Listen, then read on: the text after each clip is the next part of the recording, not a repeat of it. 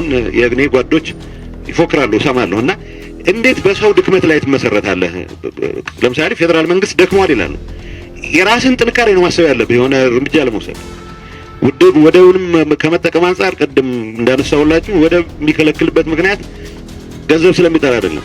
ወደብ መጠቀም የጀመርንለት የኤርትራ ወጣት መኖሪያው ኢትዮጵያ ውስጥ ነው የሚሆነው። ኢሳያስ ዓላማውን ለማስፈጸም የሚያስችለው እንደፈለገ መቀጥቀጥ የሚያስችለው እንደፈለገ መግዛት የሚያስችለው እድሜው ከፈቀደለት ድረስ